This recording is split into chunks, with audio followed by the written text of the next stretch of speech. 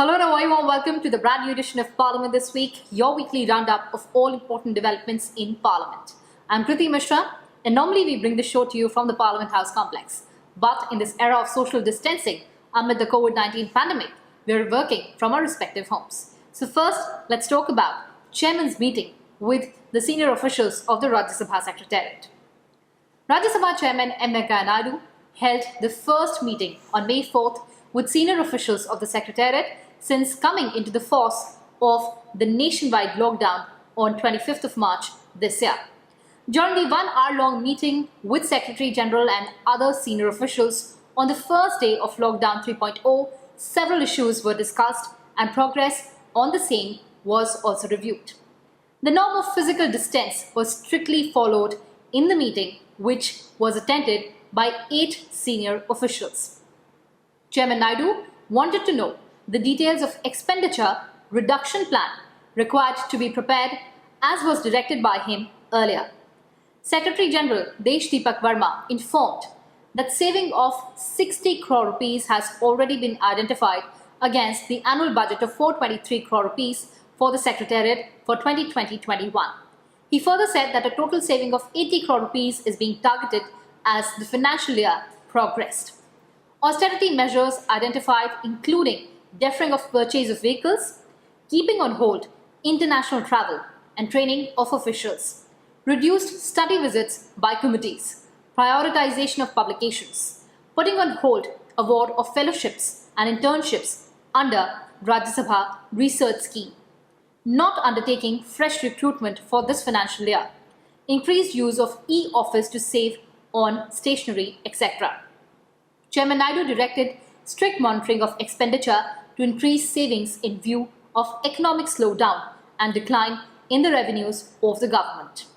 The chairman observed that in view of the extension of lockdown till May 17th and the need for undivided focus of the executive on containing the COVID-19 disease, a view on holding meetings of the department-related standing committees and other committees of the House will be taken later.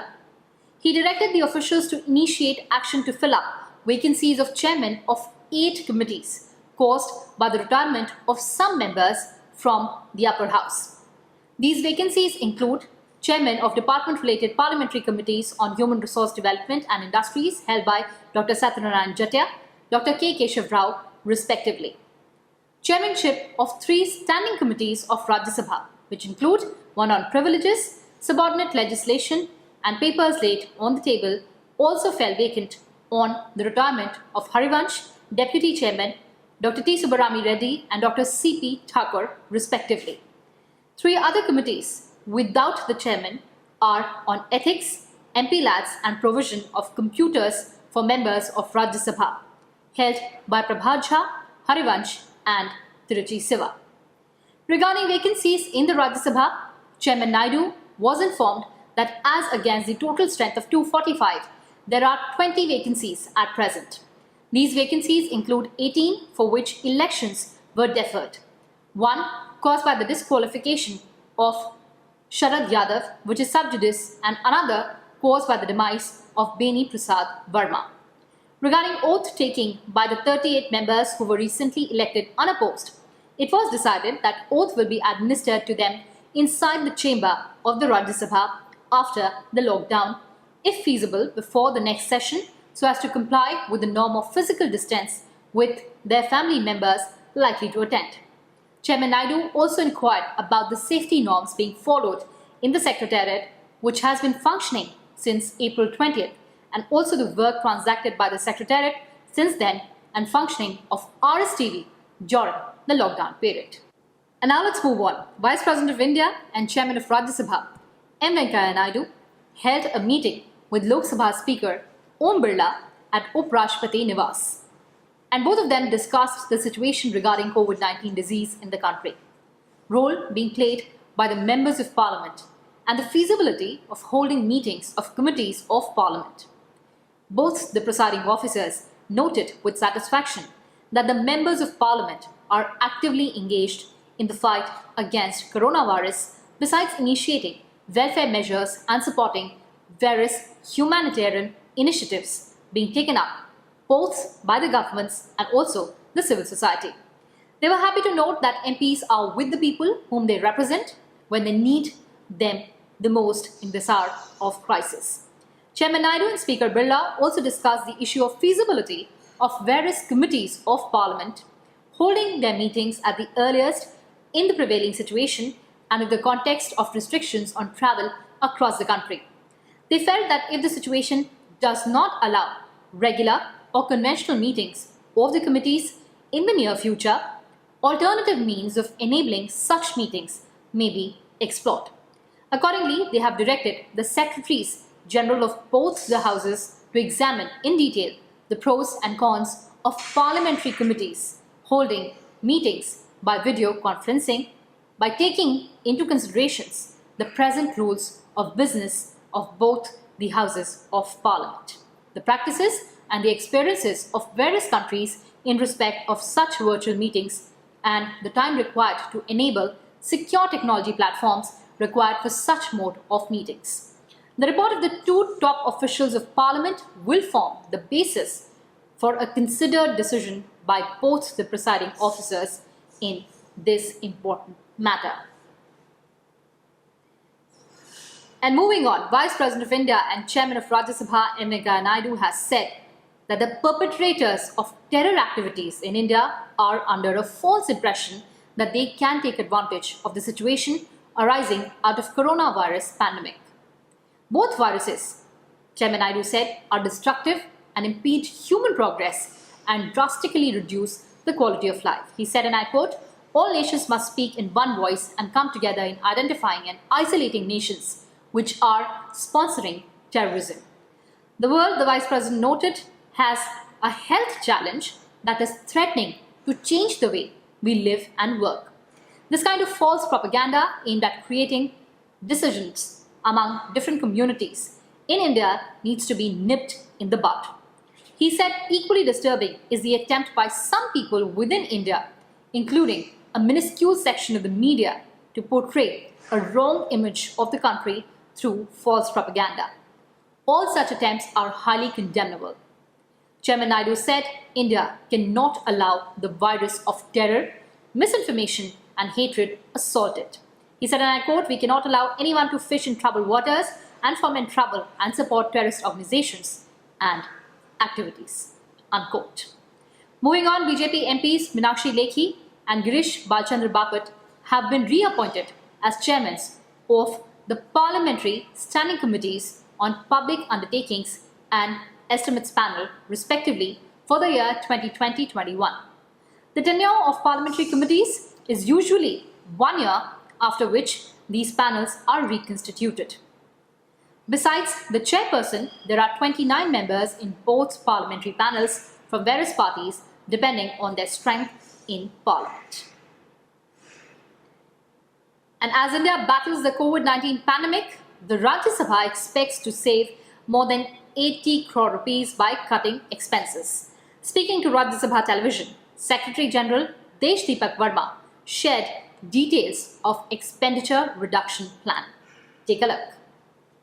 As you are aware that during these COVID-19 days, the country is strained for resources. So we have to cut our corners so as to generate more and more resources. So we concentrated on what could be the savings on different items, and we especially chose those items which could be deferred or which we thought that were the unproductive expenses. And we have identified items worth about 60 crores, which we would be deferring in this year. And we are trying to reach the target of about 84 crores, 80 to 85 crores, which we will be doing the next phase of exercise. So about 60 to 65 crores that has been identified that we will be able to save during the year. So what are the other austerity measures that would be followed by members of parliament? Regarding the members of the parliament, one decision which has been taken, and in fact the savings come from them, from that only, that the parliamentary committee meetings in the financial year would not be held outside Delhi. It would be held in India, in Delhi, and it will not be held outside Delhi. and which will save the money on the domestic travel. And also, it has been decided that in the foreign delegations, that also should be kept to the minimum, and the number of tours and also the number of persons participating, that should be kept minimum. So that would also make a huge saving of about 3 crores. Secretary General also highlighted the safety measures being taken in the Secretariat. Take a listen. 20th of April onwards, the joint secretaries have started coming to the office, including myself and the other officers, which it means deputy secretary and below. There are 33% of them are to come, and depending on the exigencies of work, some other people can also be invited. But while they are being invited for work, all the precaution regarding social distancing has to be taken. For example, they have to wear masks all the time while coming to the office, and again in the office they have to wear the mask. They have to use the gloves as much as possible, and also keep washing their hands after dealing with the files. So all that precaution have to be are being taken. Further, when they enter the parliament premises, their thermal temperature is being taken, and the toilets and the bathrooms also, the sanitizers have been kept. They have been uh, uh, being cleaned very regularly, and all these precautions are. It's not only the functioning of the secretariat, but in our whole lifestyle, there is going to be a paradigm shift in how we deal with people, how we interact, how do we discharge our duties, and the focus is more and more now on digital and more on being online. This, I presume, that add speed to the system, and as well as it will also save costs on several of the expenditures we have been making. It is interesting that it's like a self-discovery. We are discovering that we can work in a very different manner also and be as efficient as possible. I would be very happy to share with you that during this time, we have told all the joint secretaries to list out the priority programs in their sections and the divisions, and then concentrate on that. And this has resulted into some of the very critical work of the Rajya Sabha Secretariat being handled at priority, and also qualitatively being handled with very astonishing results.